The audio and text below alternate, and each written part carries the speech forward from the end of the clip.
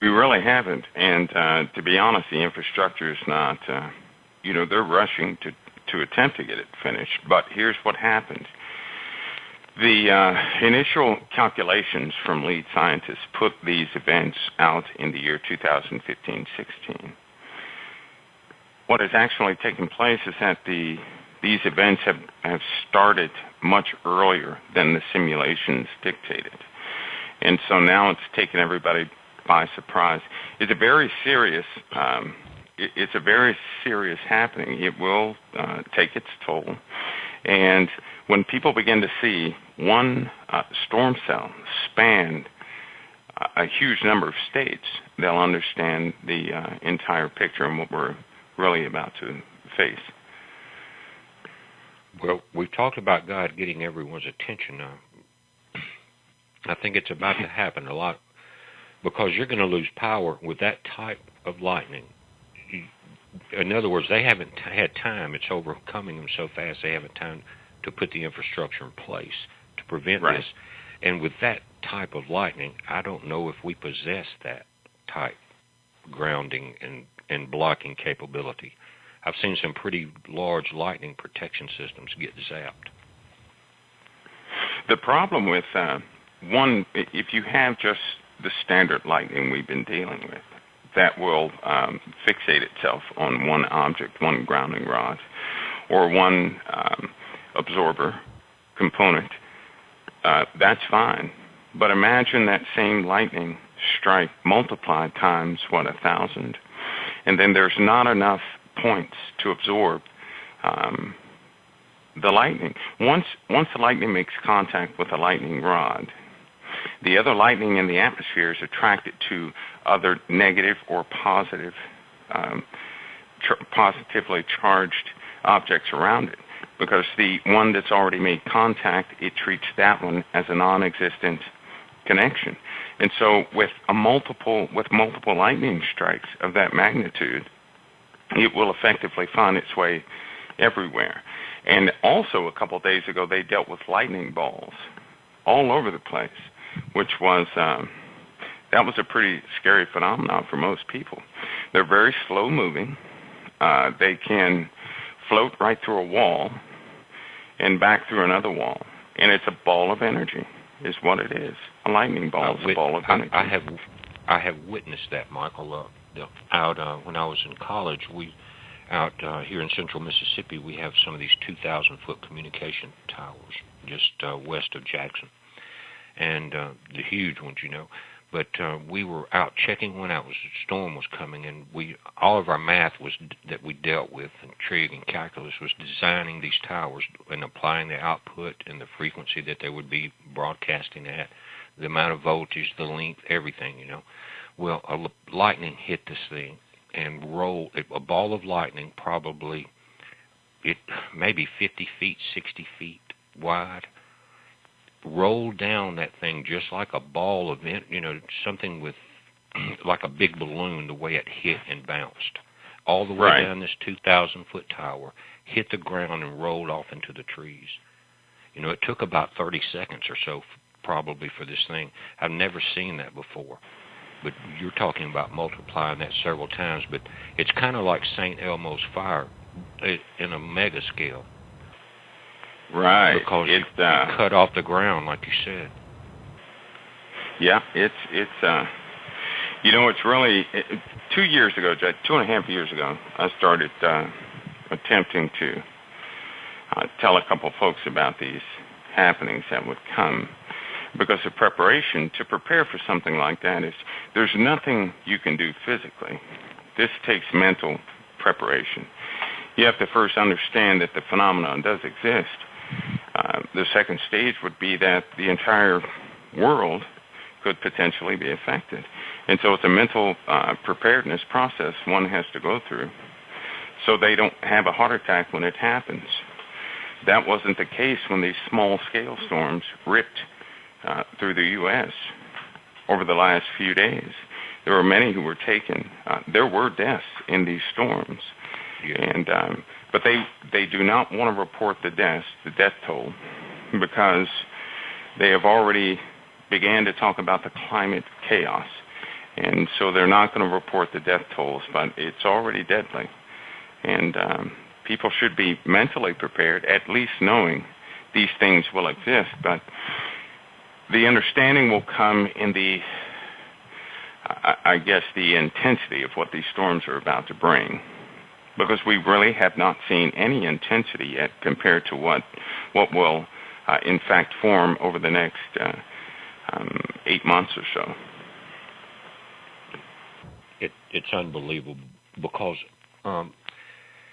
with Katrina here, we kind of got a slap in the face and a wake-up call. Extremely high winds, no power and no electricity for 2 weeks, no water because the large water tanks worked on electric pumps. So we had no water, no electricity, and after a hurricane in the summer like that, you got about 100-degree temperature with 100% humidity. But no power, no way to communicate, no way to buy anything at the stores because the electric cash registers didn't work. No way to pump gas because the pumps are on electricity. And what food was in the stores was they made a run on it. It was gone in a couple days. They had to ship more in, and you had to travel 50 miles inland to find a store and wait maybe a whole day in line to get some gas. And they were sometimes limiting that to 5 gallons. Right. Things like that, you know. So and that was a strong storm. Katrina was very powerful, and if the whole nation experienced that at one time, and you're talking about double and twice that, then think about what I was saying. You're not going to have power. That's right. Not between the electricity and the wind, you're not going to have power. And so be prepared for that. That's what you were talking about. Don't be caught off guard. BP, you know what? They have modified the power stations already. They've had a large federal contract in place for the last year and a half, and they have effectively they changed the transformers in your feed lines going to the transformers so that with a external control system or a computer room, the computer can decide who gets power and who doesn't and balance the grid, because as it happens, certainly on the East Coast, they have critical structures that have to have power. And so they will cut everybody's power to keep these critical systems going. And I'm not talking about hospitals. They're not included as part of the possibly cooling plants for nuclear reactors, things like that. Well, sadly enough, some of those, but only those plants that some of the plants have backup systems that work pretty well. Some of them do. Some of the backup systems for the plants do not work at all, but they're going to feed their infrastructures that are built into the mountains and so forth. They need that power for those systems so that they're up and running, because they do have an underground transit system. People can say that's crazy or not, but that's just the way it is. They have for the life of me, I wouldn't understand why people couldn't believe that in the first place, that any government would limit their transportation to air and above ground. Why not have one underground where no one can get in the way? Michael, I've seen the U.S. Air Force giant train with the drill on the front that drills through the mountains. Yeah, you know what? Today, BP, they can drill through 3 miles in about a couple of hours. 3 miles per hour. They can drill through it. It is plasma and laser technology. The wall is like glass when they go through this, so they're not cutting the rock. They're actually melting the rock and forcing it back into the sides of the mountain. So it's very clean, very efficient, and the machines are huge. Yeah, I've seen it. It's a huge, well, the ones that are the slow bore are huge, but this train, it looked like a giant train with a drill on the front of it, but it was marked U.S. Air Force on the side of it.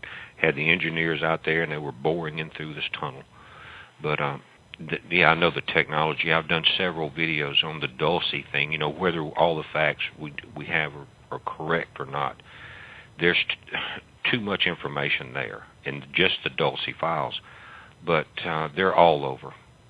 And yeah. you know, we even have just the subways themselves are underground.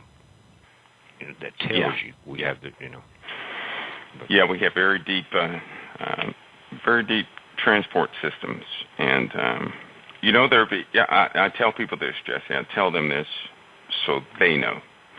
When they stop seeing officials with fresh videos being taken outside, then they know something has happened. Everybody can see what a green screen is. Now, of course, they are a little more advanced in technology, but you can always tell CGI from the real thing. And what they're doing now is they're taking people who are sitting in a room or something like that, adding any background and making it believable. But here's what you watch for. If the hair is blowing in the opposite direction as the trees in the back, well, then you know it's not real. If you have to notice subtle things like that, because there will be a point when no officials will be left topside. In fact, the only officials that will be left topside are those who speak in opposement to this new system that's already been in place. Gotcha. That makes sense. And they're probably already softening us to that imaging, that 3D, that fake imaging. As a matter of fact, CNN got caught doing it during the Iraq invasion. You remember they were filming from a basement, and then the cameraman panned away. They had some fake trees in there. So they've been doing that. We know they're capable of it. But yeah, I get what you're saying. I mean, I see what you're saying there, because that would delay the reaction time of the general public. Absolutely. It would create the illusion of everything's fine. Absolutely. And that's, you know, those are subtle things people can watch for, because we're facing an immutable fact that the weather is changing, and it's changing quickly. Oh, and BP, there's another component to the weather now. As I said before, it's just not Earth going through these changes.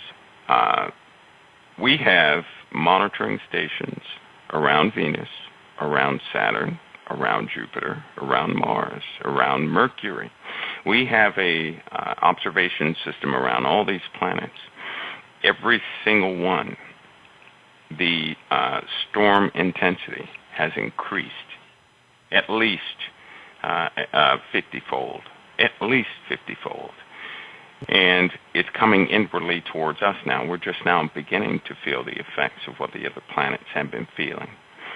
Mars is absolutely becoming unstable weather-wise. I mean, when you have a vortex or when you have a tornado of types, you know, like your dirt devils in the desert. Right. Well, when you have one that extends 42 miles up in past the atmosphere and it dissipates, that's a pretty strong vortex. And when it lasts for more than a day, you've got a problem. You really do have a problem. That's a lot of that's tons of dust this thing would have in it swirling around. Normally, here in Arizona and places like that, they only get so high and then they dissipate because it can't support the weight. But Mars was like that a few years ago, but as of late, not so. They keep getting higher and higher, so much so they can see them by the optics in the orbiting satellites around Mars now. And it's quite the phenomenon. And that's due to the expansion of those planets also? Like Mars is expanding. It's having earthquakes more than normal. And all the planets are expanding, including Earth. And it's all tied to the sun. And the sun's tied to the Milky Way, to the whole galaxy. Yes, because we're passing in you know what, this space we're passing, we haven't gone through in thousands of years, so we're not quite sure of what to expect except those things they've dug up or deciphered from history, ancient history.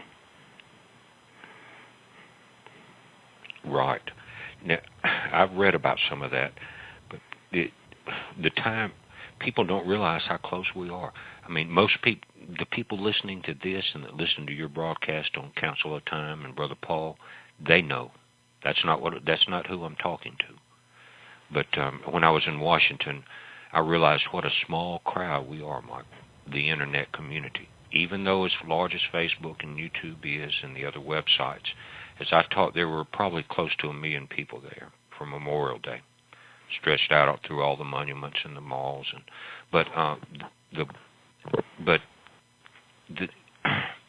No one. We're a very small community. That's why it says in the Bible the whole world will be deceived. But God's bringing a community together that won't be. And we have to prepare for these things you're talking about so that we're not shocked, so that we don't have a heart attack when these things come upon us because we're just busy watching television or something. It's very important. But, Michael, I see them elevating so fast now you can't keep up with it. Yeah, that's an issue, and it begins to overwhelm people as far as what's coming. But it did say men's hearts would fail them for fear for what is coming upon the earth.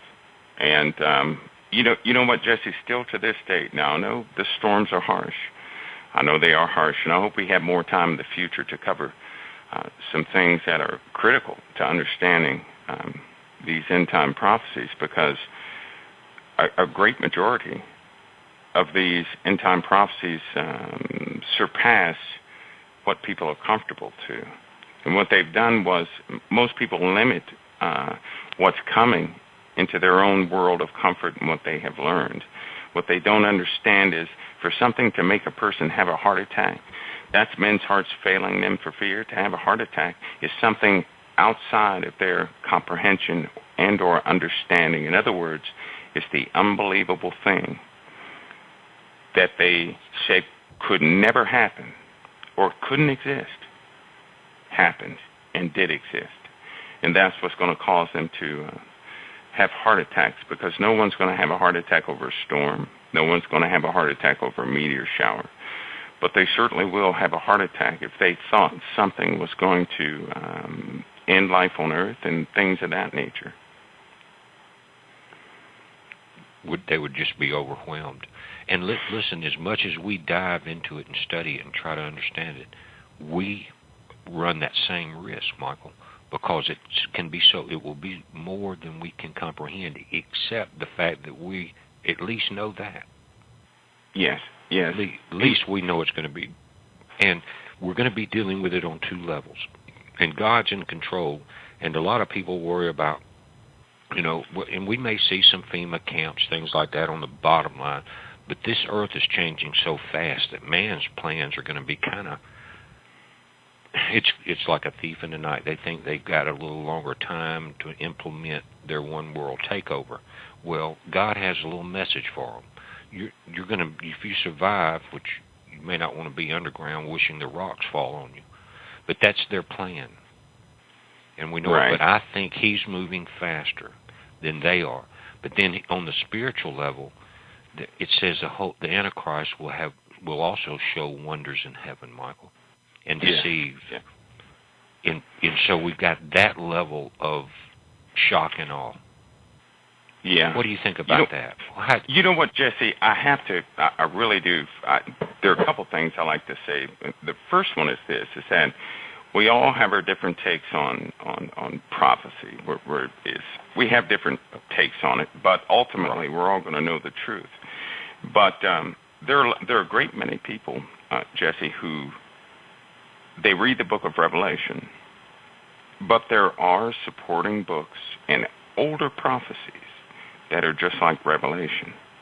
And I think the public is actually there are a group of people fighting to get these documents released to people, to get these archaeological finds, because they are extremely important. When the average person reads Revelation, they can read through the entire book, but they get lost in the order of events. And they can't accept that it's in a type of chronological order. Now, these other ancient texts tell the story very well. And it's just like the vision that John was given. And it's all about Jesus Christ, which is why they were suppressed in the first place. But, Jesse, saying that, I have to point this out, is that we're all going to have our different takes in how Revelation ends. It's important that we understand the events in Revelation so that when they do come, despite what our previously conceived notions were, we can see it and understand the timing that we're in. So it's important for us to know the entire book. And then the Lord will reveal to us as things are happening, hey, you're in this season, you're in this season, you're in this season, and then we'll know. But I noticed something about the New World Order. I'm not going to call it the New World Order. I'm going to call it the Utopia. That's what I will refer to it as. Okay. Because the book of Revelation gives it tells us, one, that they thought they were going to have a new world order, and it didn't happen because celestial events combined with earthly events tore this entire world apart. That's the first thing. Number two, when they hid themselves in the rocks and in the caves, we have to use our brain there. Only the people who worship Lucifer are going to allow anybody to go into their underground bases. And wouldn't you know it, in Revelation 13, these same groups of people came up and worshiped the beast. But Jesse, in Revelation is so astounding because these are the people who actually came out of these bases, who believed in Satan, who worshiped Satan. And when you know it, in Revelation 13, in verse 4, it says this, and they worshiped the dragon, which gave power unto the beast, and they worshiped the beast. These people worshiped Lucifer. And here's what they're saying now. No, that's right. That's what you're saying. That's right. That's right. Okay. And they're saying right now that no person that does not take the Luciferian initiate will live in the new age. This is what they're saying. If you do not take the Luciferian initiate, you'll get your head chopped off. This is what they're saying. This is what they're boasting about right now. And I heard you discuss the mark of the beast. And you're right, the mark of the beast is not going to be something sneaky. It's not going to be something like that. But I'll tell you this, after the world is pummeled by event after event and meteor showers and so forth, people who are not strong in their God will want to say, I just want my comfort back. Those are the ones that are going to take the mark. But we have this one comfort in the whole thing. Anybody found in the Lamb's Book of Life will